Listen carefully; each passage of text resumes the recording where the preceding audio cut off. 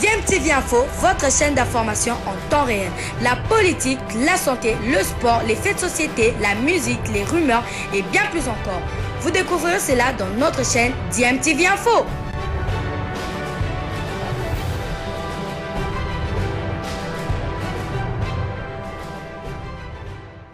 Balandi ya DMTV mbote na bino esengo eza na ngambo na biso toujours po toyebi ke boza ebele boza kolanda chaîne YouTube na bino DMTV. DMTV proposaka na bino bien sûr actualité, mais to proposaka na bino pe ba analyse na ba réflexion sur ba sujet d'actualité, sur ba faits sociaux pe na ba réalité ndenge kaka toza kokutana nango na mboka na biso République démocratique du Congo. Alors lelo sango ya pasi pe ya mawa to lamuki to moni na Kinshasa manifestation moko esalemi na violence moko bokoki ko imaginer te to mituni violence ya makasi boye pona likambo nini. Est-ce que zali po na ram oyo kaka ba congolais ba telemaki, est-ce que zali po maki liki et mati bato musu ba mituna ki soki so ko bota na césarienne, est-ce que zali po dollar toza kokoka ko maîtriser yango te pona nini manifestation ya makasi boye et memi même na mort d'homme nzokande ba ibisi biso ke na akati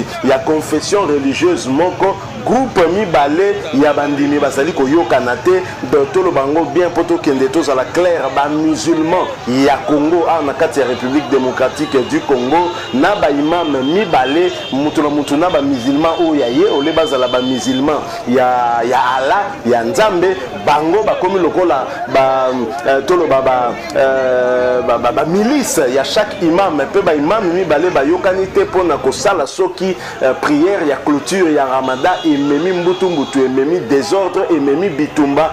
Finalement ba policier au bango bazala qui commis pour maintenir ordre ba perdre na babomo ina bango et ils étaient heureux de filmer policier ndenge ba bomi ndenge ba tie policier piné baza ko filmer yango. Ça a choqué et choqué ba congolais pe moko parmi ba congolais azali pe élu ya ville province ya Kinshasa a Oseton a tomboli en tout cas mongongo na il s'agit bien de Gérard Jekoko Omulumba oyo alobeli pe likambo yango tiko lekana na tongo ya lelo na ville province ya Kinshasa na ngina partager na bino extrait ya ba propos na par rapport ya ba événement elekani na Kinshasa. Je rappelle que ça inacceptable ba image automoni na ba réseaux sociaux. Je vous propose de suivre d'abord Gérard Jekoko Omulumba, ensuite nous allons revenir pour que Tome kako beta moi c'était na likambo eleki oyo oyo ezali ko honorer à l'APT ezali pe ko honorer Nzambe te ko komati na niveau ya ko boma ndeko na yo o ye musala na ye yo pende mto futaka ye à partir ya mbongo yo futaka nango ba impôt na ba taxe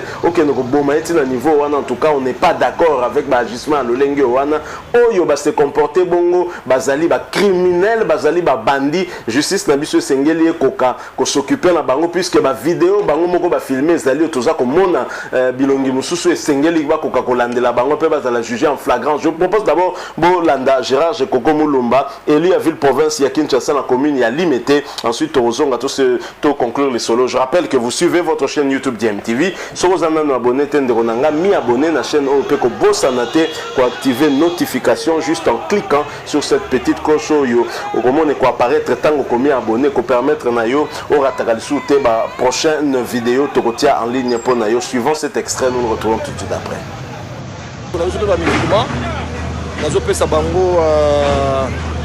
Bonne fête na bango. Malheureusement, tu regrettes quand même le comportement de bango. Je dirais que c'est du banditisme au Bassaï Lelo. Beaucoup de niveau pour les policiers. Si vous avez un conflit interne, il y a deux groupes musulmans à Congo. Et tant que les policiers, beaucoup de policiers pour bango boité. Il y a toujours la police, toujours la justice. Tout le monde a un policier, tout le monde a un makamboleki awa. Bakangi batu bakena na flagrance. Lelo ba bomi ba policier toujours senga pendant na général Kasongo pour ndazali patron à la police à ville à Kinshasa. Bakanga pe bato ba bomi ba policier ba le capé na ba audience foraine, ba le capé na ba flagrance, ba condamner bango parce que c'est inacceptable que to vivre makambo na kati ya Congo na kati ya Afrique biso ba Afrique to ba violenté. On est comme makambo ko loka kindoki bon, ezaki nango 6 jours te mais eleki na mutu na la finale bango étant élu à Kinshasa. Je dénonce cela. Bakanga Batouana, Bakende, Basami, c'est la flagrance. Babomi, la police, la police, le corps, le même pas les arts. Mais non, merci beaucoup. Voilà, nous sommes de retour. Nul n'est au-dessus de la loi. Mokote Azali Likolo ya Amibeko. Donc, Oyo se comporter le lengo wana bolandi et lui à ville province ya Kinshasa Mbela Sali. Nous nous joignons à lui aussi parce que nabi que Bozali est belé ou Bozala qui choqué. Na ba image wana bomoni Bozali komi tout na qu'est-ce que ce policier a à voir na conflit wana interne.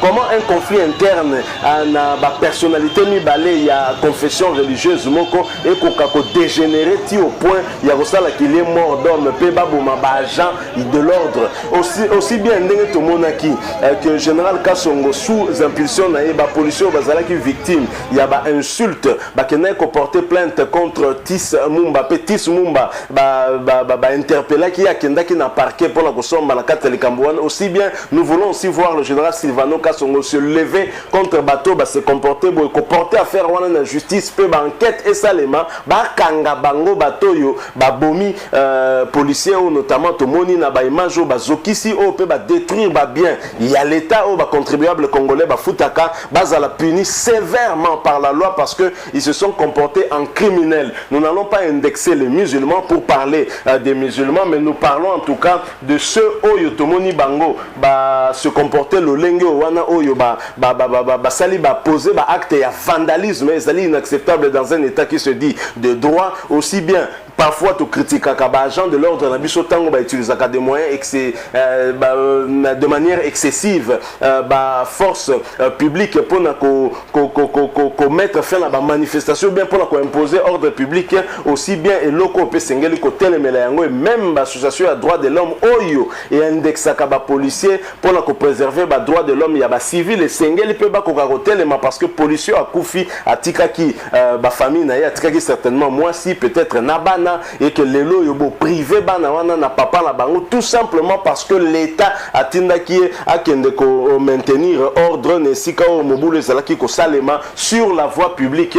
En plus une situation ezali interne na confession religieuse moko o tozali komona ke bandimi babandi kobunda ekomi ya kotumba bandaku ekomi ya kobebisa mituka ezali inacceptable. Nous rappelons que esengeli na bakondi na biso aussi bien justice que la police bakoka ko réunir ba éléments surtout pour na enquête ko salema pe bakanga ba fauteur de trouble wana oyo ba bomi même na batu parce que ce n'est pas normal. Les un peu coup de gueule, comprenez-nous hein, tout ko partager parce que vous avez certainement vu ba image wana na ba réseaux sociaux. Je suis sûr que même bino sika bozali choqué par rapport na o bomoni wana po ezali normalité dans un état qui se veut de droit. Nous devons aussi respecter les agents de l'ordre bazali ko samsana bango d'autant que bango tende balaki à la base il y a des ordres wana bango ba yepo ba maintenir ordre public à partir du moment où des ordres etikinda kunabino etiki église nabino bimi sur la voie publique et bimi na balabala et sengeli policier akoka koya wana a rétablir ordre parce que na mboka oyo tozali kaka na bino te batu mususu pe o basambela kana ba religion mususu to pe o basambela kate na mboka na biso tout le monde est accepté et donc azali pe libre ko vaquer na ba occupation na ye sans que akutana na ba problème na nzela. Donc nous rappelons encore une fois na ba kondina biso sengeli enquête ya makase salema ba misusu bilonge zali komona na ba image ba koka ko poursuivre bango en flagrance ndenge honorable Jekoko Mulumba lobby pe ba attaquer bango ba koka ko subir rigueur ya loi na ndenge longo bani parce que ce n'est pas normal ce que nous avons vécu. Voilà, nous sommes arrivés à la fin. Il y a moi un sujet en même temps qui peut moi coup de gueule par rapport à l'événement autotique au vivre. Nous espérons que c'est pas les Sibino quand même hein. Moi coup de gueule tout ça si c'est le cas laissez-nous un like hein, bien que le sujet est quand même sujet moko ya mawa ou ezako affecté biso surtout to sepeli na ngote. Merci pe à partager na biso ezali point de vue na bino na nzela ya commentaire bobo sanate komi abonné na chaîne ODM TV soki bozali nouveau na kati ya chaîne oyo ko bossa na pété ko activer notification juste en cliquant sur la petite cloche au commun et quoi apparaître dès que vous serez abonné. Merci une fois de plus Nabino Batubolandi Bisso. Nous espérons vous retrouver très bientôt avec un autre sujet d'actualité. En attendant, portez-vous bien. DMTV vous dit au revoir.